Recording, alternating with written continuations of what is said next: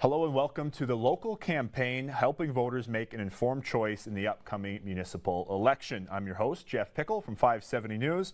Tonight we have Cambridge Ward 7 debate. That ward is located in the city's southeast end. The southern and eastern limits are the township of North Dumfries. Ward 7's northern border is Avenue Road and its western border is made up by Elgin Street. The candidates vying for this council seat are Frank Montero, the incumbent, Ryan Coles, Connie Cody, and Cody Botello. Speaking order has been drawn before the debate, so with opening remarks, and a reminder again, each candidate has 2 minutes for opening remarks. We'll begin with Cody Botello. Great, thank you. Good evening. My name is Cody Botello, and I'd like to take this time to speak about my plan to create a Cambridge that lives up to its marketing material. When you look at the city's homepage for its website, you see the words Cambridge, Canada, as well as the words people, place, and prosperity. First, I'd like to speak about people. If we're going to live up to the photographs of smiling, happy people that you find on the city's website, we need to address the concerns of the people of Cambridge, in our case, the people of Ward 7 in particular. Most people are aware of the high levels of homelessness in the core areas of Cambridge, which is unusually high given the population of the city. The first step in solving the issue of homelessness in our city is to eliminate the factors that draw homeless from outside Cambridge into our community. Relocating the bridges will help remove a pull factor from the Galt core, but in order to address the issue community-wide, we need to insist on the enforcement of law, especially the law regarding panhandling. Place is the next word found in our city's website.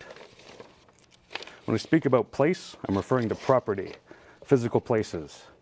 In my vision of Cambridge, it is the city's responsibility to make sure property rights are respected, and my vision excludes the city from appropriating private property or taking on the responsibility of repairing derelict property that is privately owned. When I speak about enforcing property rights, I mean we enforce illegal camping laws. And when I speak about not taking responsibility for private property, I mean not spending $7.2 million to repair the dam by Riverside Park that is owned by the P&H Milling Group and not the city. And I'd like to talk about prosperity, but I think my time is done. Okay, thank you. Now to Frank Montero. Good evening. Firstly, I would like to thank Rogers for making this debate possible. My name is Frank Montero. I'm the incumbent for the Southeast Cambridge, also known as Ward 7. I'm once again asking for your support. Today, we face serious challenges. I'll welcome the opportunity to address these issues during question period, and I'm committed to seek your input and develop a plan to deal with the challenge in our city. I'm proud to say that was part of the decision-making process which brought about the Hamilton Theatre, Post Office, Digital Library, the School of Architecture, Gaslight Southworks Development, and the recently opened pedestrian bridge. But who is Frank Montero?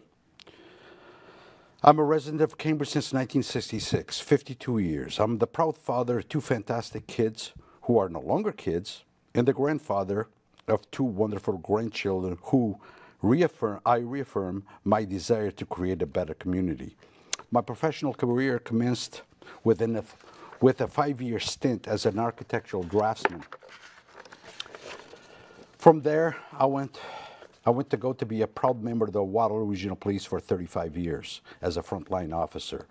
I enjoyed posts as a patrol officer, a youth bureau officer, an undercover officer, drugs, a detective plainclothes officer, and I retired as a sergeant.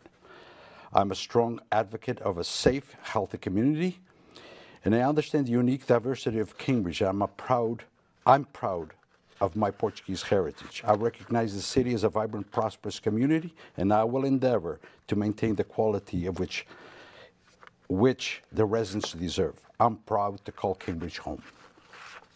Thank you. Now to Ryan Coles. Hello, my name is Ryan Coles. Thank you for having me. I'd like to thank the Council of the last 4 years for doing a great job in many areas. I'm here for the people, by the people. I have hundreds of local followers and supporters through my social media, primarily YouTube on the channel Tree Camps, where I post regular vlogs.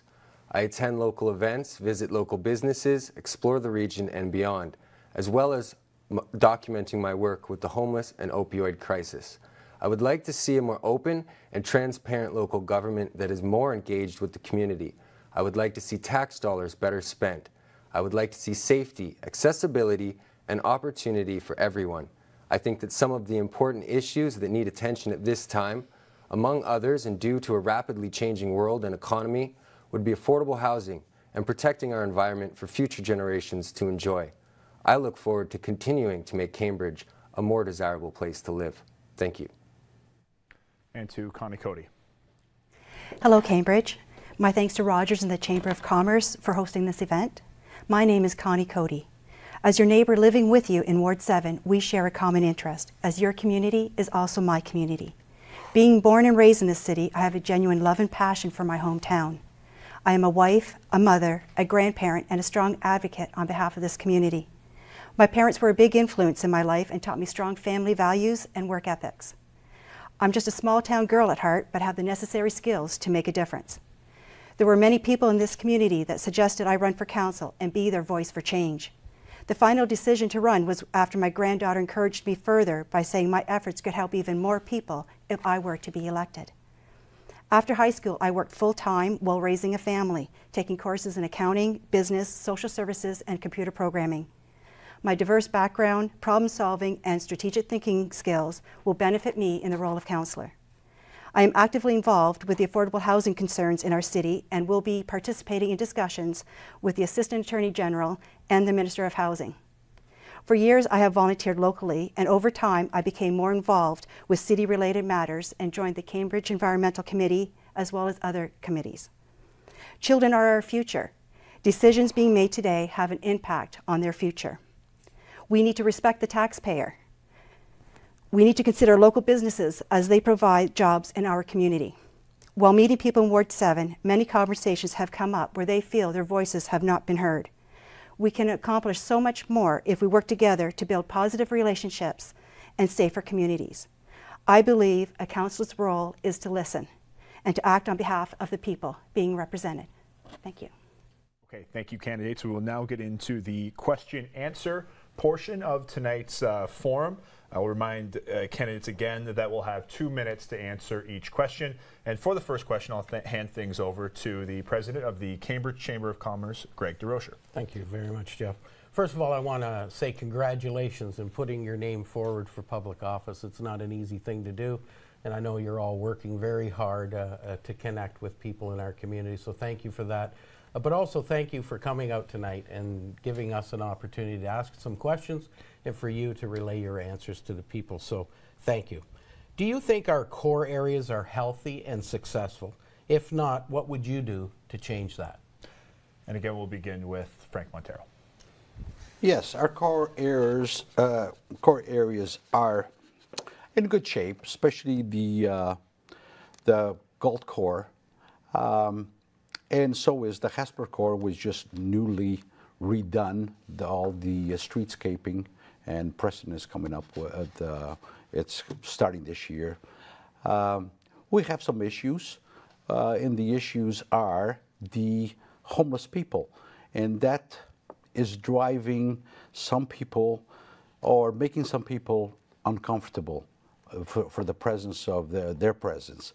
So, but we are working on that, and hopefully with the moving of bridges in the near future, things will improve. Great, thank you. Now to Ryan Coles.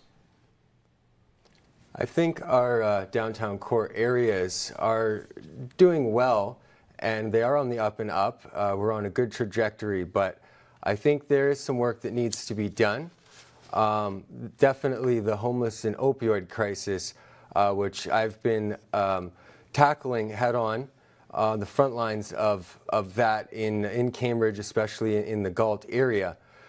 Some other things would be accessibility to the downtown core areas, to bring in people to the businesses and to enjoy our beautiful scenic downtown cores. I also really enjoy the community events, and I think that we've been working on those, and I think that we need to just keep at it, and the attendance will come, and we're definitely on a good trajectory in a lot of areas, but the safety and the accessibility are a concern. Thank you. To Connie Cody. A healthy downtown is the key to a strong community.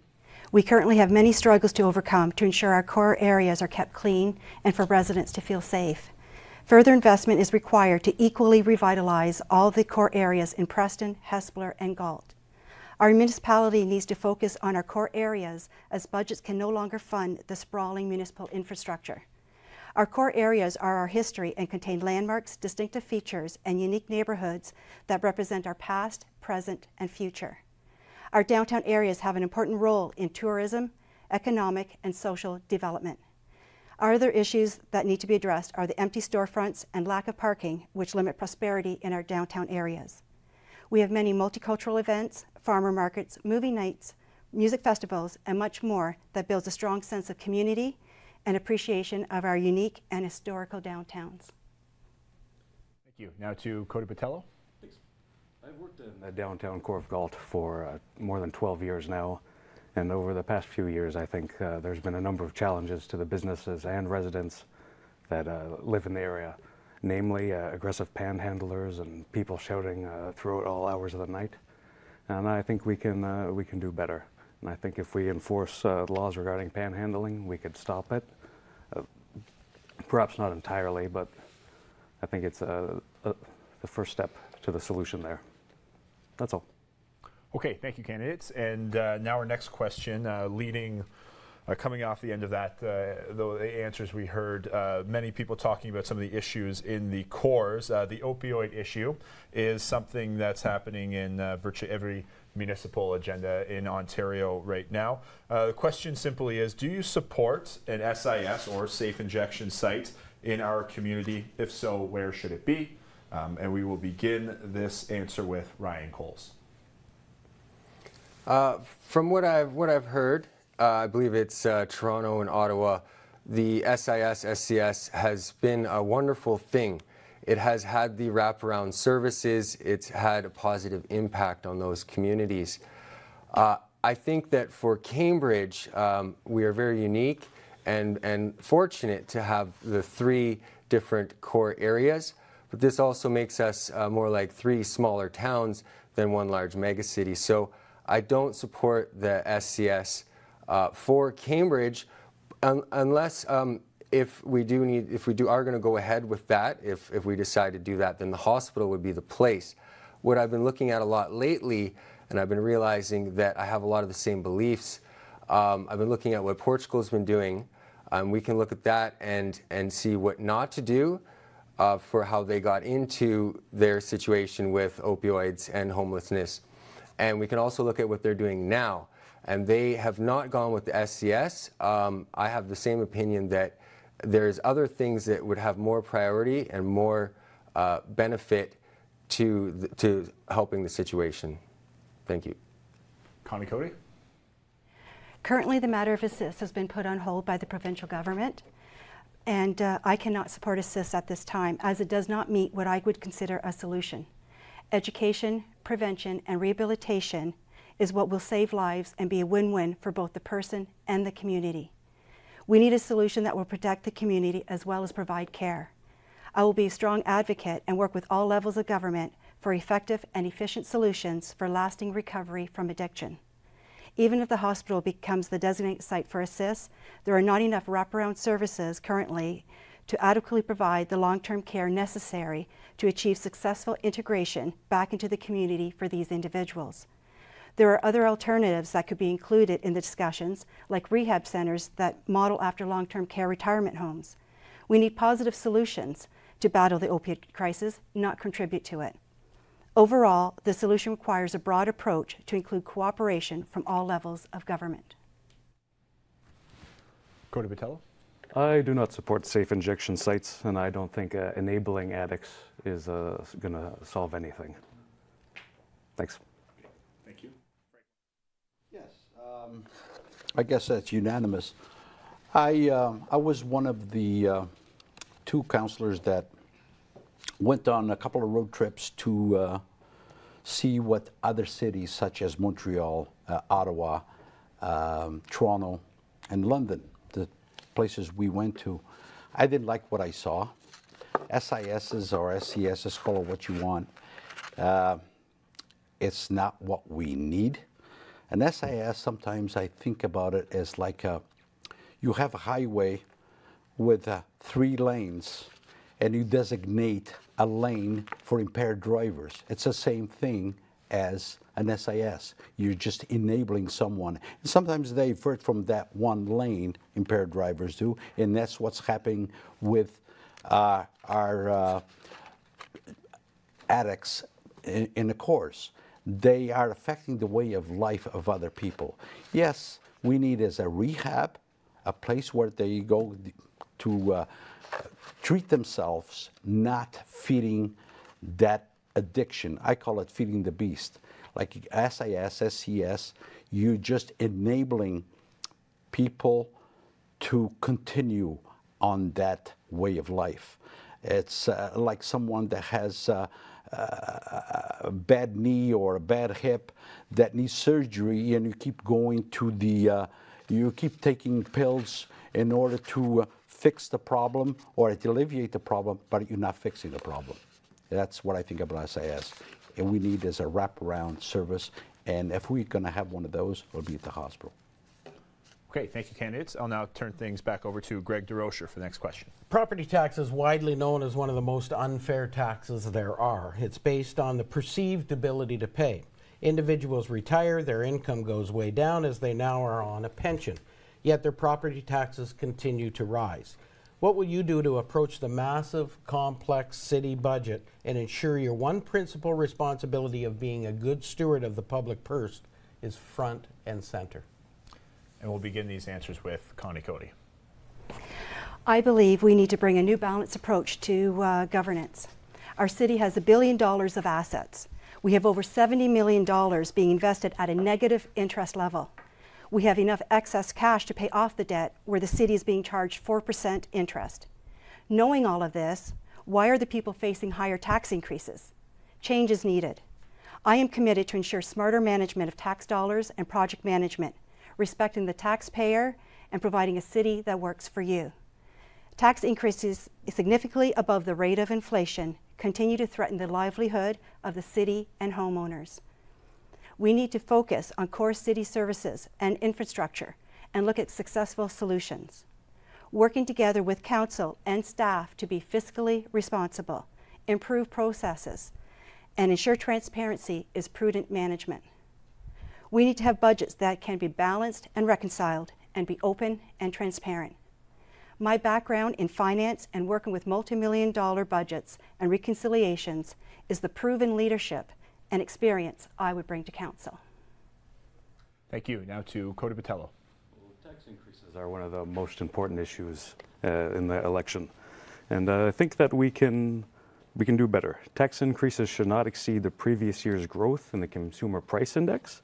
And I think that we can stick to a budget that keeps that down by a yearly review and justification of all programs that are funded by the tax levy, and by not taking on costly capital projects, such as the Cambridge Multiplex. That was initially reported to be a $15 million project, and as of March 20th, that's increased to $76.5 million. And I think if we can't stick to our budget, we shouldn't be taking on these capital projects. Thanks. Frank Montero. Yes, taxes always has been an issue. We have a tax levy of $87 million.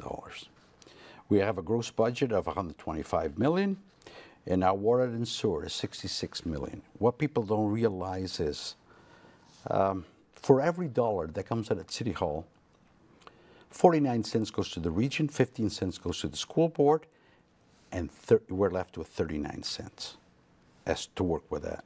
So the thing is, well, like this last year's taxes, it increased. Yes, it did. But we had to build a new fire station at Boxwood because the geography of Cambridge is unlike other cities. We are spread out, And also we have two rivers going through and the 401. So for safety issues, we had to build that station. So the cost of the taxes last year went up was because to pay for the station, the equipment, and to man for the employees or for the firefighters of that station, which is 20 people. So our taxes went up. It's sometimes it's a fine balance. We have to sometimes do things we cannot. And I say this, and I always said, you cannot run a city the way you run a business. There are certain situations you have no control of what's going on. Also, the thing is, arbitration is another thing. We have no control of arbitration. It's the provincial government that does, and you're stuck with it. So you have to make tough decisions at times, and the taxes sometimes go up. But you have to be fiscal responsible, and we try to do our best. Thank you. Now to Ryan Coles. I think that the tax increase is definitely a bit too much. What I propose that we do coming into this new term is that the new council sits down and we go through the budget and we also go through the taxes, and it might take some time, it might take a year or two, but we need to, section by section, go through these. And while we're doing that, we need to take notes and make this understandable, and then we need to share that information with experts and the community, and we need to basically go through and revise and review everything that we can to make things more efficient. And I definitely think we can do that. And yes, thank you.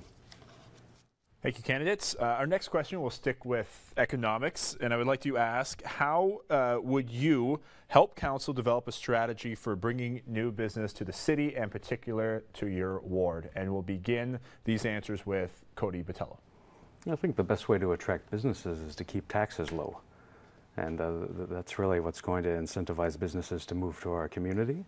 And other than that, we just need to make sure that we have the proper transit infrastructure to get people to where they want to go and to the new businesses that open. Thanks. Frank Montero. Yes, we've been doing that for quite some time now, attracting business from different areas, even overseas. And we have to have a city that's sustainable. We have to have a city that has something to offer for these companies to come into town, and for their employees to enjoy life too. The thing is, that's why we've talked about the multiplex, or we talked about the multiplex before. So you have to make it attractive. We have an attractive city already with all our architecture, old architecture. So, and have also the space, and we do have the space. In fact, our boxwood, we have all the lots that was we had at the boxwood area. Most of them are sold. I think we have 3 or 4 left. We now have another industrial area coming up. So people are moving in. There's companies moving into Cambridge, and there's also companies within the region itself. We're so lucky to have the 401 going through our city, 1/3 to the north, 2/3 to the south. It's a gateway, and some of the companies are moving from the north to closer to the 401. We have a lot of area in order to accommodate these people, and they are coming in. Thank you. To Ryan Coles. I think that we need to, number one, accessibility. We are hurting significantly because of our lack of good public transportation. We need Kitchener and Guelph to be able to come and enjoy what we have to offer here in Cambridge. Also, I think when I drive around Kitchener-Waterloo, even decades ago, there is lots of high-rise apartment buildings. These apartment buildings, I think, would be a really good idea to really push for more of those in Cambridge. The size of our city, we could put apartment buildings in places that are going to be too problematic with traffic congestion, and this is going to help boost transportation. This is going to help boost the economy. This is going to boost everything. So I think that is important as well. And then the last thing right now, as we've been talking about, is safety is a big issue. So we really need to help the people that are affected by addiction and homelessness, and we also need to make sure that our streets are safe, and right now we're getting a bad rap. Thank you. To Connie Cody. I think that council needs to work together with the community and the local businesses to hear their ideas as to what would encourage new businesses to come to our city. Business owners have been voicing their concerns on the heavy taxes that could prevent them from continuing in the city or prevent them from hiring more employees. We need to look at the growth in our city, the needs in our business community, and take the steps to make changes that will help our city attract investments. Empty stores and businesses in our city do not attract new business. We need to stop the tax breaks for these empty buildings. New businesses want to go somewhere that feel relevant and vibrant. Cambridge can be that city. New businesses want cities that show success in economic performance with existing businesses. Again, Cambridge can be that city. We can also achieve new business if we work at streamlining processes and removing the obstacles with investment in our city. We need to keep the taxes in line to create prosperous businesses. As prosperous businesses hire more employees. Thank you. Okay, thank you, candidates. For the next questions, I'll hand things back over to Greg DeRocher. Thanks, Jeff. Let's stick with the transportation issue because it was mentioned a couple of times, and I would like to hear your thoughts. I know you're running for a ward council seat, but I think it's very important your voters understand your perception or your values in GO transportation to Toronto and the expansion of the LRT into Cambridge. And we'll begin with Frank Montero. Thank you. The LRT, let's start with that. That train long left the station, I'm sorry to say. That LRT should have been the phase 2, which is Cambridge, should have been done at the same time as the Kitchener. Now we're behind the 8 ball. I don't think we can ever afford it. But if we do, I have 2 thoughts on that.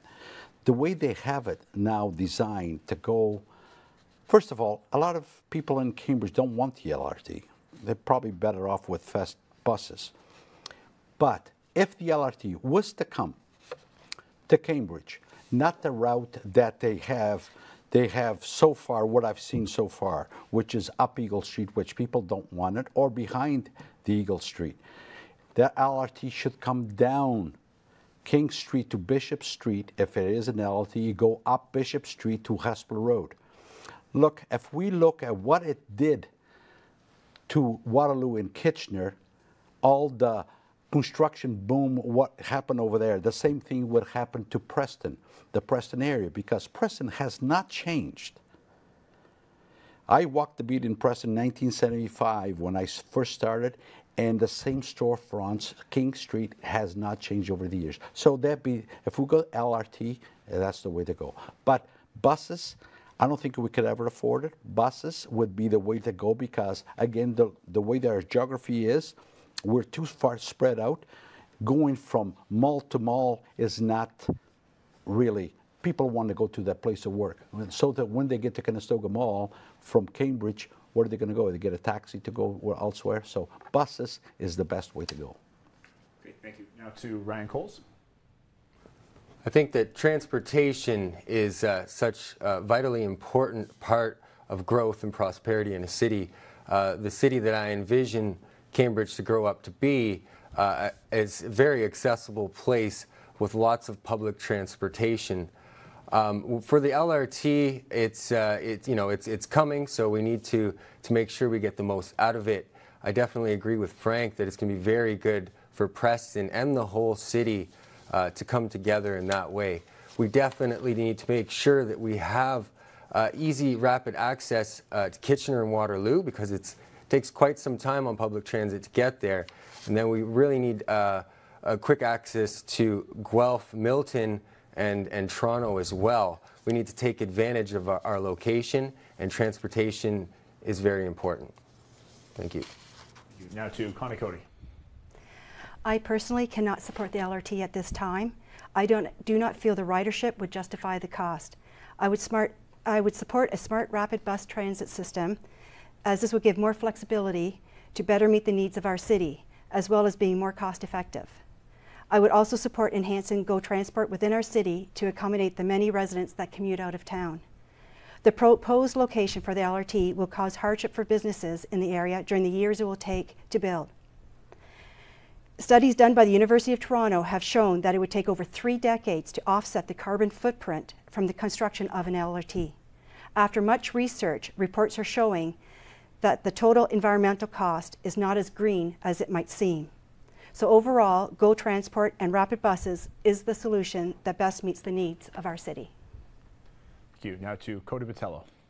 I think that the GO train is a no-brainer, but people have been talking about that for years, and I wouldn't hold my breath on that. I agree with Frank and the other candidates. I think the buses are a better solution than the LRT, mainly because of the fact that they're not stuck to the rails. You can go almost anywhere. You can change routes, and yeah, thanks.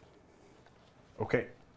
Thank you, candidates. For the next question, the idea has recently been brought up by a current Cambridge City Councillor about the idea of the City of Cambridge withdrawing from the region, becoming a standalone city, or in some way shaking up the current relationship with the City of Cambridge and the greater region of Waterloo. Should Cambridge withdraw from the region of Waterloo or shake up the regional makeup? Why or why not? We will begin this question with Ryan Coles.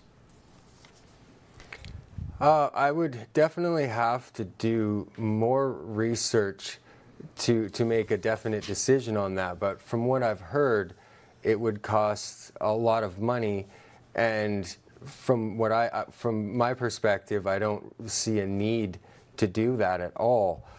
Quite the opposite. I would imagine that we're much better off getting the services from the region, and we are definitely a Tri-Cities, and personally, I would like to keep it that way.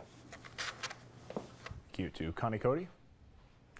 I think in regards to separating from the region, we have to take a cautious approach.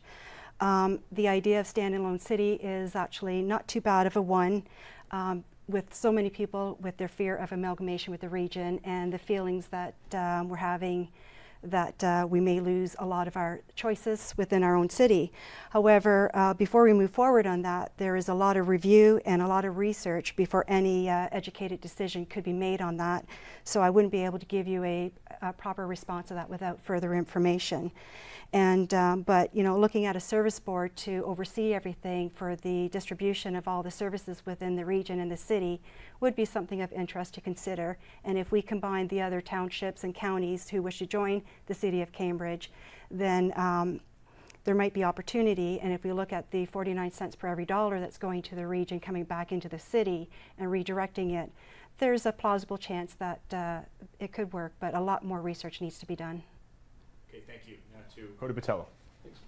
I don't think that we can justify the cost of leaving the region. We already have too many services that are integrated, and if we pull out of that, we're going to have our own headquarters for police, waste management, all of those things, and I can't justify that cost. It's just too much. Thanks. Frank Montero. My feeling on that is be careful what you ask for. We're stronger together. We have an economic development. People that go overseas go to different places to advertise or bring business into town together. Kitchener, Waterloo, Cambridge. The cost will be just unreal. Let's say policing. Policing's number one. You cannot run a police department like we have today on a single tier the way somebody wants to have. I'm telling you, the cost would be phenomenal. Not only there's certain roads, garbage pickup, water, would be sewer. The costs will be unbelievable. So we're stronger together. Although we have our differences, yes, we do, sometimes we do. But work together, we're stronger together than apart. Okay, thank you. We will now, every candidate's had a chance to answer. Yeah, I lost track there, but Yeah. you've all, okay, Yes. perfect. Okay, great. Just double checking. Sometimes it happens. Okay, I'll hand things back over to Greg DeRocher Yep. for another question. Let's have a fun question. This is a really fun question, so get your thinking caps on. The provincial government comes along and grants you $2 million for your ward. It can be spent any way you want to spend it. There's no strings attached. It's up to you. What do you spend your $2 million on for your ward? And we'll begin with Connie Cody. It'd be a lot better if we could combine it with the 2 or 5 million from all the other wards. But for Ward 7, for our whole community, $2 million will not go far. And it's still tax money just coming from a different source, and we could just use it to put towards our current debt. However, I think it's important that we first communicate with Ward 7 residents and discuss the options. The suggestions to start the conversations would be to consider putting the money towards pedestrian safety measures for better safety around our busier roundabouts. We could put it towards initiatives to encourage affordable housing and to help fund the senior housing. We could offer the grant to neighborhood associations to increase funding for programs that engage our youth and seniors and encourage a healthy and active lifestyle. Or maybe residents just want to go around and use the money to fill all the potholes in our city. But no matter how many options that there are out there, it's only through communication with the Ward 7 neighbors where these types of decisions should actually be made. Thank you. Now to Cody Patello. Be for transit infrastructure, you know, maybe connect the ward better to the other ones. I walk a lot, and one of my biggest issues is going down Beverly Street, and there's no crossing there, and there's no sidewalk, and I think that would be a good use of the money. We could put a tunnel through that bridge and connect the city better. Thanks. Okay. Thank you. Frank Montero. Since it is a fun question, $2 million, it's not a lot of money, really. But if it was given to us by the provincial government, it's all tax money, yes. But instead of going to Brantford or Toronto or Sudbury, it comes to Cambridge. What I would do with the $2 million, I wouldn't spend it on Ward 7. Ward 7 is practically brand new or newer compared to other wards. I would put those $2 million down in our core. We need a skating rink down in our core. And I know exactly the place where to put it with a couple more $1 million. Downtown has to have a place for people to go and stay at least 2 or 3 hours, not drive through it. A lot of our cities surrounding us have skating rinks in the winter time where you can roller skate or rollerblade in the summer. That's what I would like to see with that $2 million spent in our core. And the place would be right beside LA Franks on that parking lot. Take over 3/4 of that parking lot and build a skating rink that we so much need. Thank you. Now to Ryan Coles. It's definitely a tough question. I think I would try to be responsible with the money and invest. But something I think that would be a great investment for the city would, if the money was up to me, I would kick off my ideas for cost-effective solutions to combat the homeless and opioid situation.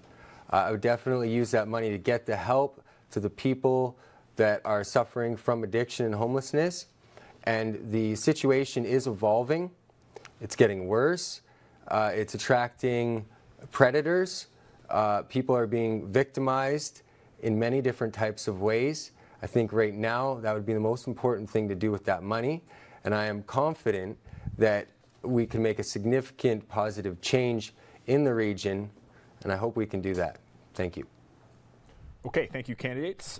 We will now get into another question, likely the last question of the evening. And that question is, as you see it, what do you find the #1 issue in your ward? And we'll begin these answers with Cody Patello. I think the #1 issue for our ward has to be taxation, because we're not in any of the core areas and we don't have to deal with the problem of opioids or homelessness nearly as much as anyone else. So I think taxation is the #1 issue for our ward. Thanks. Okay. To Frank Montero. The #1 issue in Ward 7 right now as it stands is the region in the city take over Dundas Street, Highway 8 between Brenchton Road and Morrison Road.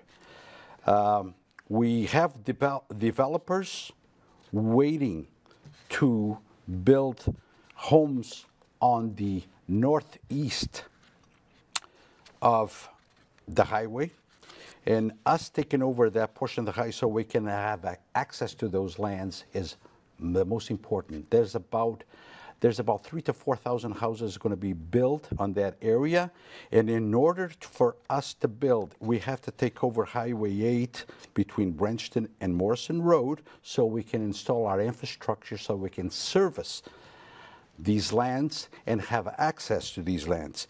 That's the most important thing right now as we speak in Ward 7. Ryan Coles.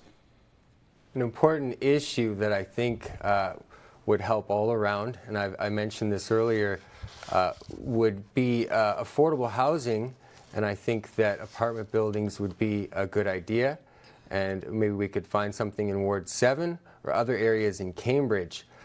This is going to provide more affordable housing, which is very called for right now. Some of the affordable housing that is being put up right now, the rent is a lot of money. It's not very affordable. So if we had more affordable units, this would give more demand and hopefully bring down the prices. So I think affordable housing is definitely an important issue. Thank you. To Connie Cody. Well, residents in Ward 7 are feeling disengaged and that voices are not being heard. Residents and business are also concerned with the high taxes and the lack of transparency and accountability at City Hall. Affordable housing is another issue, and that's an issue of supply and demand. Many are homeless or soon will be as the cost of living and taxes exceed income levels. The current programs need to be reviewed to ensure that changes are made that are right for Cambridge. As I've mentioned before, I will be participating in conversations at Queen's Park with the Assistant Attorney General and the Minister of Housing, as well as several MPPs, to discuss changing processes and policies to open up opportunities for affordable housing, not only in Cambridge, but in other cities. The region has started some initiatives with secondary suites and a $25,000 incentive program, but that is only the start. We need to make improvements that will encourage more affordable housing units and to make sure wait times are not several years for those in need. There is also a great concern over public safety in our neighborhoods and a need for stronger police presence. We can no longer afford to be soft on crime. Residents of our city should not have to be afraid in their own home or be fearful of their hard-earned possessions being stolen off their property. There is a great concern for our children, seniors, and those with disabilities, as they are the most vulnerable. I would offer town hall meetings as a place to share in communication and workable solutions to address the concerns in Ward 7. Because I care, I will listen, and I will act. Okay, thank you, candidates. We actually do have time for at least another question. So once again, I'll hand things over to Greg DeRocher. Let's talk about traffic congestion. Some people say we have lots of traffic congestion. Do you think we do? And have roundabouts been the solution to some of those congestion issues? Okay, we'll begin with Frank Montero.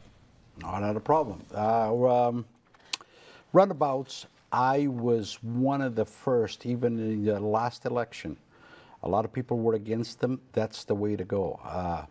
Yes, we have traffic. Yes, on certain times of the day. It's still not compared to other cities bigger than ours or the same size. They have big issues. But ever since the roundabouts move traffic fast. You don't have to wait for that light to change. You know, traffic, especially on Franklin Boulevard now, traffic is flowing all the time.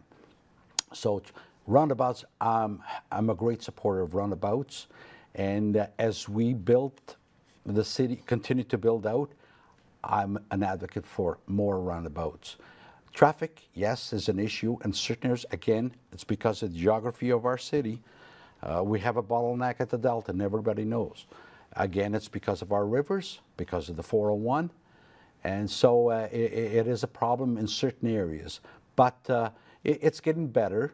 But as the city grows, yes, we got to get used to the idea that we're going to have traffic. Traffic is not going to go away because, again, the layout of our three communities put together to form Cambridge. Okay, thank you. We will now go to Ryan Coles. Yes, I think we're on a good trajectory. We have been making a lot of improvements. I'm totally on board with the roundabouts. There is some pedestrian issues. I think we should have crossings before the roundabouts so that pedestrians can avoid that. Or another idea was as pedestrians approach the roundabout, to hit a button that will let a caution light go out always around so that people know I shouldn't race through this thing this time. There's someone in here. So I think safety is a bit of a concern, but for the flow of traffic, they're absolutely great. What we're starting to see is there's becoming more alternative routes so that we can free up some of the congestion. We just really need to be more careful next time about all of the constructions, and when we're contracting that work out, that we're making sure that we're not congesting the city too much, because it's been outrageous this past year for sure. Connie Cody. Well, roundabouts, they do have their benefits, and I have to agree that they do move traffic more efficiently and effectively through the city. However, there are quite a few concerns. One is education, I guess, to the drivers as how to actually utilize the roundabouts. The yield sign seems to be disregarded, especially when there's pedestrians on the side. And I call it the roundabout train because it seems that every person that follows the one person that goes through, 10 others can go through just as quickly, I guess. My concern is really with roundabouts, as effective and efficient as they are, and I see a lot of great benefits with them, are for people with disabilities. The people that have vision and hearing impairments, crossing a 2-lane or 4-lane roundabout, it's a barrier for them. They have restrictions. They can't hear or see. If there's a larger vehicle on the one lane, if they're going through, even with a person pushing a stroller, if the stroller goes through the one vehicle, if the second vehicle does not stop, it's a danger. And we ourselves have seen a pedestrian hit on these roundabouts. With the pedestrian crossing so close to where people are entering the roundabouts, the safety concerns are greater, and I think we really have to look at the safety measures, especially for those with disabilities, because that is where I see the biggest barriers are at this current time. Okay, thank you. To Cody Botello. Well, there's no doubt that we have traffic congestion, and I think roundabouts are a good solution, especially on Franklin. You're not driving through there at 11 o'clock at night and sitting at a light for like a minute and a half. So I think they've definitely helped, but I don't think there is an easy solution to traffic congestion at all. Thanks. Thank you. We'll now be able to get into closing statements for the evening. So once again, each candidate will have 2 minutes for closing remarks, and we will begin with Connie Cody. There are significant challenges before our city, and I am willing to roll up my sleeves and work hard as councillor in helping develop the future for our community, ensure its alignment with your values, and support the vision that you have for the future of your family, your business, and yourself. As Ward 7 councillor, it would be my role to serve the people who elected me to office. I will engage regularly with the public to take into account the views and concerns of all members of the community when voting. I will strive to work collectively in addressing the issues to provide a safer and better community for all ages. I am committed to working with residents, neighborhood associations, community organizations, and colleagues at City Hall and other levels of government to build a high quality of life, sustainable infrastructure, healthy ecosystems, and strong public services. To create slow zones in heavy residential areas to protect our children at play. Protect the past, present, and future of our city, and to explore opportunities that will both protect our heritage and nurture sustainable growth. To review and update the 2012 Master Aging Plan to better assist and support our aging community so they can stay active, healthy, and safe. Our neighborhoods are seeing an increase of homelessness and mental illness mixed in with the opiate crisis.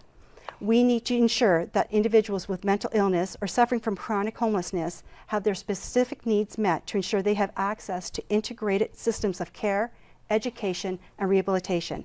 I will conduct myself in a professional manner with emphasis on effective communication, transparency, accountability, and fiscal responsibility. Being a councillor is not about legacy projects. It's about respect for the taxpayer and the needs for the city. I will have an open door policy as I want to hear from you. Because I care, I will listen, I will act. So when you vote, make a choice for Connie Cody, for the change we need and the voice you deserve. Thank you. Great, thank you. We will now go to Ryan Coles. I want to thank Rogers, our host, the Cambridge Chamber, and everyone for tuning in to this debate. I hope that everyone is encouraging all of their friends and family to be involved and vote in this municipal election. Voting starts October 9th online. I urge everyone to have a look at my YouTube channel, Tree Camps, where I have documented much of my work. As I said, I do daily vlogs, and for me, this is going to be a great way to stay engaged with the community. And also consider joining my Facebook group, Tree Camps for Homeless, where we are trying to put together ideas and resources for cost-effective solutions towards the opioid and homeless crisis. Thank you. To Frank Montero. Thank you. Cambridge issues are Ward 7's issues and vice versa, whether it's traffic, infrastructure, development, water, sewer issues, taxes, affordable housing, policing, GO train, etc. We are a community. We are a community. The city as a city as a whole. We have felt the impact of opioid crisis in Ward 7. And Ward 7 is not immune to it. It's the responsibility of council to work together, regardless of ward, to secure the cooperation of all levels of government to find a dignified manner to deal with this problem. We cannot do it alone. Only through lobbied cooperation will we succeed. Now, more specific to Ward 7, as I said before, we have to take over Dundas Street between Brenchton and Morrison Road. We have all the paperwork, all the consultants, everything is done. It's sitting at Queen's Park. Because of the government change at Queen's Park, the finalization of this project remains in limbo. I've solicited the assistance of our new MPP to fast-track this process and come to a resolution as soon as possible. This would help the revenues of this development would be a great asset to the city's budget.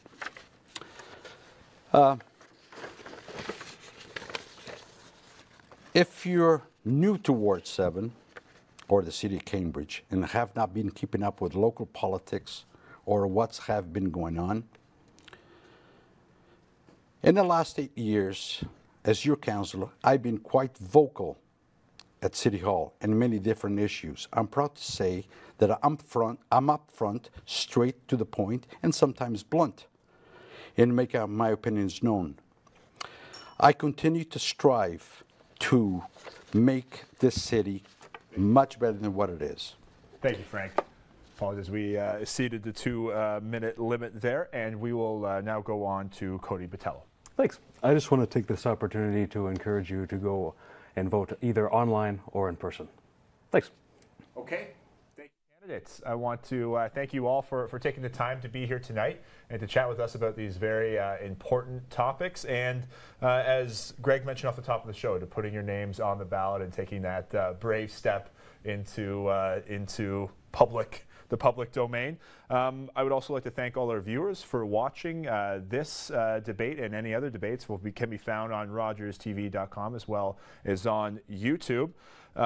The election is quickly approaching. We're already in October. October 22nd is the election date, but as mentioned, polls do open for online balloting as early as October 9th. Make sure to stay tuned on Rogers TV and 570 News for any upcoming election debates and stories. Once again, make sure you take the time to vote on October 22nd. Thanks for watching, and good night.